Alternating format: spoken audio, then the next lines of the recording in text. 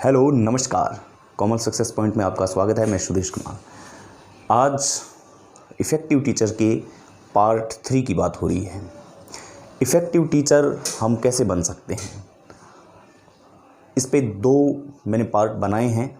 अगर आप उन 2 पार्टों में जाना चाहें तो डिस्क्रिप्शन में लिंक दे रखा है, आप वहाँ पे जा सकते हैं। डिस्क्रिप्शन के तहखाने में आप जा सकते हैं। जो आज हम बात करने वाले हैं कि इफ़ेक्टिव टीचर कैसे बने, तो आज हम बाहर से निकल करके आज थोड़ा सा क्लासरूम तक जाते हैं कि क्लासरूम में हमें कैसा व्यवहार रखना चाहिए। हमें अगर क्लासरूम के अंदर हम खुद को एक भयंकर तरीके से पेश करते हैं या ये दिखाने की कोशिश करते हैं कि हम बहुत ज़्यादा एनर्जेटिक हैं, तो बहुत नुकसानदायक हो सकता है। हम क्लासरूम के अंदर बच्चों के सामने खुद को प्रेजेंट कर रहे हैं, न कि जब बीएड की आपकी जब क्लासेस लगती है, बीएड की क्लासें लगती हैं, उसको कह सकते हो आप माइक्रो टीचिंग। तो माइक्रो टीचिंग के अंदर क्लासें लगती है तो हमें अपने हम उम्र के युवा साथियों के साथ प्रेजेंट करना होता है लेसन।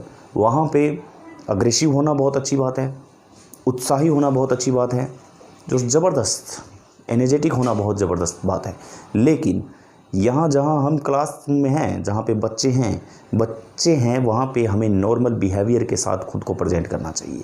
फर्स्ट नंबर तो यही बात आती है। नॉर्मल बिहेवियर ये होता है कि हम खुद को बड़ा ज्ञानी समझ लेते हैं और ज्ञानी समझ करके हम वाइट बोर्ड पे लग जाते हैं। वाइट बोर्ड पे जब हम लग जाते हैं काम करवाने, तो ये नहीं सोचते कि हमारे पास स्टूडेंट 30 या 40 या कितने स्टूडेंट हैं, उसमें से हमारी जो बात को कितने स्टूडेंट पकड़ पा रहे हैं। अगर हम फास्ट तरीके से चलेंगे, एक एक स्टूडेंट पर ध्यान नहीं देंगे, तो जो 8-10% जो स्टूडेंट है उनके दिल में हमारे लिए एक नफ़रत पैदा हो जाएगी, या यूँ कहें कि वो हमसे कटने लग जाएंगे। जब हम क्लास में प्रवेश करेंगे तो वो हमें केवल और केवल टाइम पास समझने लगेंगे।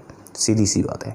इसलिए हमें क्या करना चाहिए, जब इफ़ेक्टिव बनते हैं, खुद को इफ़ेक्टिव बनाने की कोशिश करते हैं, तो हमें सब बच्चों पर बराबर ध्यान देना चाहिए ताकि वो हमें टाइम पास न समझें, और अगर हमारा जितना ध्यान उन पर जाएगा उतना ही उनके भविष्य के लिए अच्छा होगा और हमारे लिए अच्छा होगा। फिर नेक्स्ट अगर हम चर्चा करें तो आप क्लासरूम के अंदर जब क्लास चल रही है, आपके सामने बच्चे बैठे हैं, तो आप क्लासरूम के अंदर अपने घर की प्रॉब्लम्स को लेकर आ जाते हैं। कई बार ऐसे बहुत से टीचरों को मैंने देखा है, उनके चेहरे पर एक रेखांकित भाव बना होता है, तो जो वो भाव होता है वो बच्चों पर सीधा सीधा असर डालता है।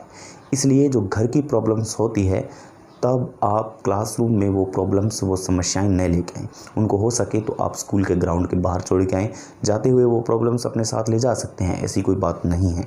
लेकिन जब बच्चों से आप रूबरू हों, जब बच्चों के सामने आप पढ़ाते हों, तब घर की प्रॉब्लम्स या अन्य समस्याएं अगर आप लेके आते हो तो ये बच्चों के दिमाग पर बहुत बुरा असर पड़ता है। इसलिए आप घर की प्रॉब्लम्स को न लेके आएँ।